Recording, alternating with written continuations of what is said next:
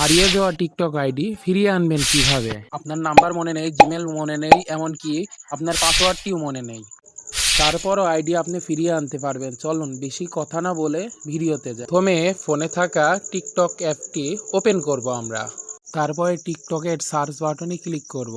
তারপরে আপনার যে আইডিটি লগ ইন করতে পারছেন না সেই আইডিটি সার্চ দিয়ে নেবেন। আমার আইডিটি আমি সার্চ দিয়ে নিলাম।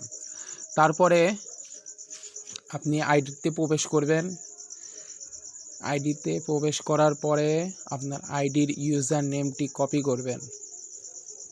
আইডির ইউজার নেমটি আপনি দেখতে পাচ্ছেন কিভাবে কপি করে নিলাম। আপনারাও সেম প্রসেসে এইভাবে কপি করে নেবেন। তারপরে চলে আসবেন আপনার টিকটকের প্রোফাইলে। আপনার প্রোফাইলে আসার পরে থ্রি ডটে ক্লিক করুন। তারপরে সেটিংস অ্যান্ড প্রাইভেসিতে ক্লিক করুন। তারপর নিচে একটু স্ক্রল করে চলে আসুন।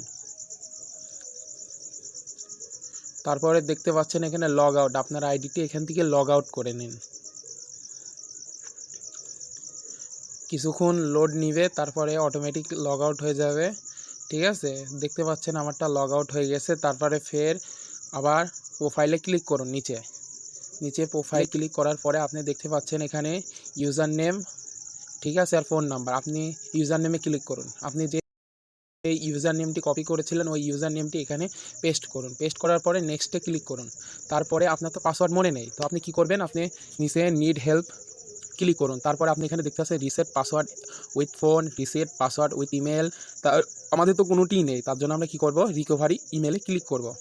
তারপরে আপনার আইডিটি যদি এখানে শো করে তো করবেন, না করলে আপনি কি করবেন, আপনার আইডিটি সার্চ দিয়ে নেবেন। আমারটা শো করছে, তার জন্য আমি এখানে চলে আসলাম। আপনার আইডিতে ক্লিক করলে তারপর দেখতে পাবেন আপনার আইডিতে কোন মাধ্যমে এখানে লগ ইন করা আছে। যেমন জিমেল আইডিতে থাকলে জিমেল আইডিতে দেখাবে, ফোন নাম্বার দেওয়া থাকলে ফোন নাম্বারটা দেখাবে।